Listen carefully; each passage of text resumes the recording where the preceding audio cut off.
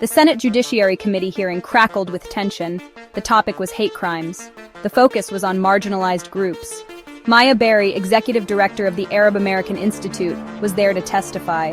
Her voice, steady and clear, filled the room. She spoke of the fear. She spoke of the discrimination. She spoke of the urgent need for understanding and justice. Then Senator John Kennedy took the floor. His gaze was sharp. His tone was accusatory. He directed a series of pointed questions at Berry. He questioned her stance on Hamas. He questioned her organization's funding.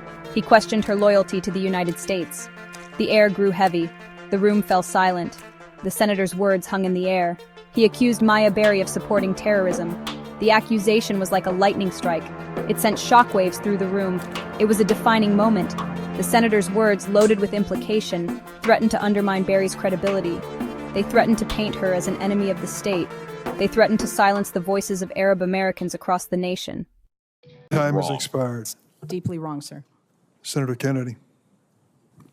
Thank you, Mr. Chairman. Rabbi, do you believe there are a substantial number of people at Harvard University who believe in diversity, equity, inclusion, and the right to harass Jews? I do. That's a yes? Yes. And do you believe those people have acted on their self-anointed right to harass Jews? Yes. And has the administration at Harvard University allowed that to happen? Yes. Is that true at University of California at Berkeley? Yes. How about UCLA? Yes. How about NYU? Yes. A lot of other universities too. Isn't that the case? That is correct. Now, Title VI says that if you receive federal money, you can't harass Jews. Isn't that true? That is correct. Has the Biden-Harris administration taken away the money of Harvard? No. How about Berkeley? Nope. How about UCLA? No, sir. How about NYU? No. They've just talked, haven't they? That is correct. Okay.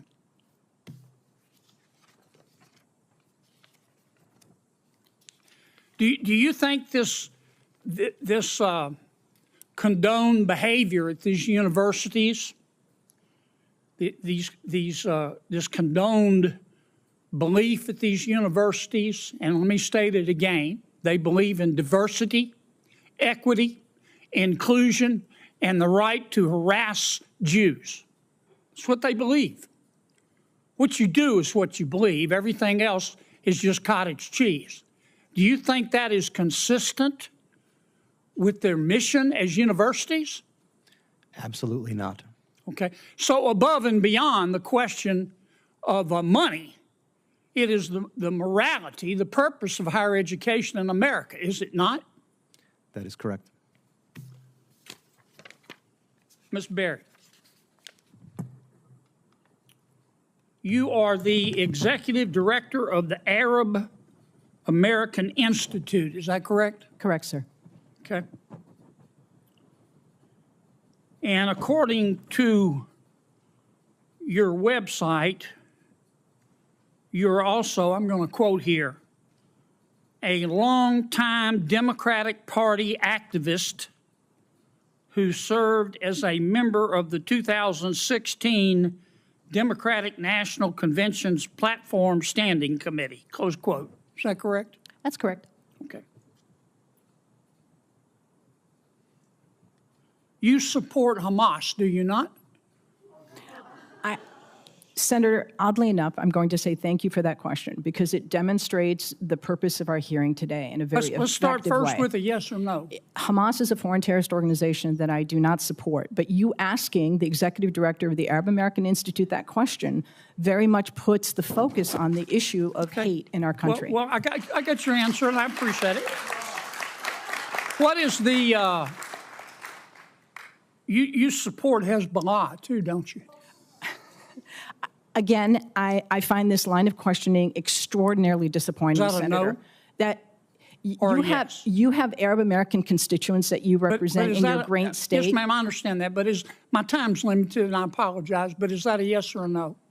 Yes or no question to do I support Hezbollah? The answer is I don't support violence, whether it's Hezbollah, Hamas, or any other entity that invokes it. You can't So bring no, yourself to say no, can you? No, I can say no. I can say yes. But What you I haven't. can say is You just your can't line make of yourself do questioning.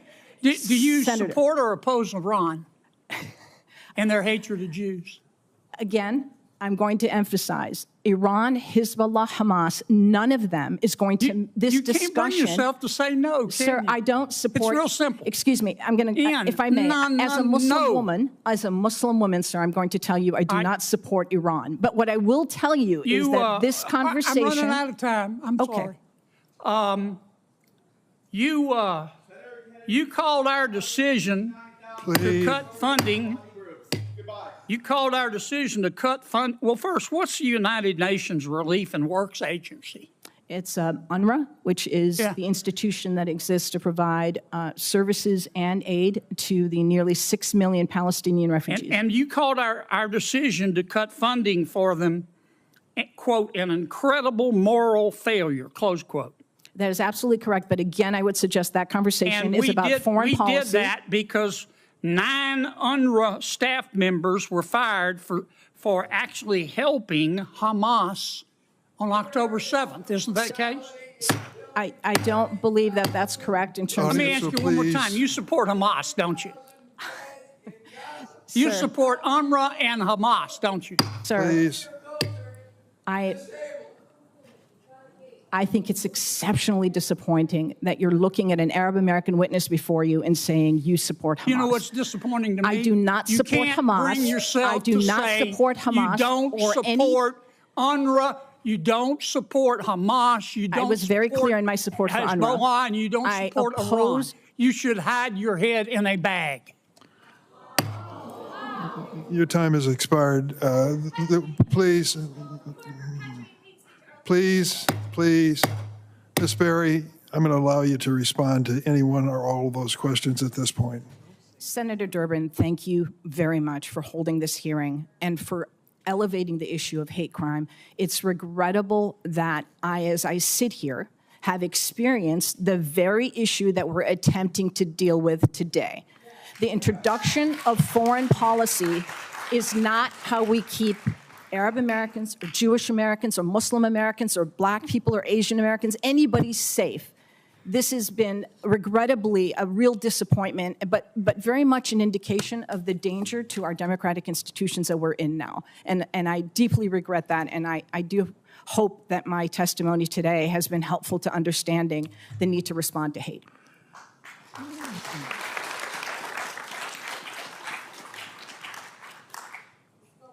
Over the weekend, I went to a synagogue in my hometown of Springfield.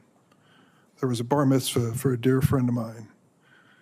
I couldn't help but notice the security guards that were posted for this bar mitzvah. In addition, I went to a meeting where a dear friend of mine, a Jewish friend of mine in Chicago, she's been my friend and worked for me for 40 years, was almost in tears over the anti-Semitism that she has witnessed. She was wearing a Star of David around her neck. And she said, I do that because I won't give up. I won't give up. I thought about it for this hearing, but I also thought about Wadia, a 6-year-old boy. I have a 5-year-old granddaughter. I love her like life itself. I cannot imagine this poor little boy answering the door and losing his life because he's Palestinian. My God, we can't say those things that I've just said in the same sentence without some people saying, oh, you've just chosen sides. I'm not choosing sides here except for the side of, I hope, common decency and democracy. We've got to have this conversation. We've got to do it in a civilized manner. I regret some of the things that were said today at this hearing. But we are a free nation, and that's what happens in a democracy. As sad and as disquieting as it may be, that is part of it. The title of today's hearing was inspired by Dr. King's. Oh, I'm sorry, I didn't see Senator Blackburn. I was just concluding. Senator, you're recognized. Thank you, Mr. Chair. Maya Berry stood her ground. She met the senator's gaze with unwavering strength. Her voice did not falter. She refuted the accusations. She denounced terrorism in all its forms. She spoke passionately about her commitment to justice and equality. She refused to be intimidated. She refused to be silenced. Berry's response was more than a denial. It was a powerful indictment of the hate and prejudice faced by Arab Americans. She spoke truth to power. She challenged the senator's assumptions. She exposed the dangerous rhetoric that fuels Islamophobia. Her words resonated with many. Her testimony became a rallying cry. It was a call for understanding. It was a demand for respect. It was a reminder that Arab Americans, like all citizens, deserve to be treated with dignity and fairness. The hearing room, once filled with tension, now buzzed with a different kind of energy. It was the energy of defiance. It was the energy of hope. It was the energy of a community determined to fight for its rights. The hearing adjourned. The accusations lingered. News of the exchange spread like wildfire. Social media erupted. Outrage poured in from across the country. Civil rights groups condemned the senator's accusations. They denounced the Islamophobia they saw reflected in his words. They rallied in support of Maya Berry and the Arab American community. But the reaction was not universally supportive. Conservative media outlets echoed the senator's accusations. They painted Berry as a dangerous radical. They questioned her loyalty and patriotism. The incident became a flashpoint in the ongoing debate about Islamophobia in America. It highlighted the deep divisions that exist within society. The incident also sparked a broader conversation. It forced people to confront their own biases. It challenged them to examine their understanding of Islam and the Arab world. It ignited a dialogue about the importance of civil rights and the dangers of hate speech. To understand the gravity of the accusations, it's crucial to understand the complex geopolitical landscape. Hamas, a Palestinian militant organization, has been designated a terrorist group by the United States.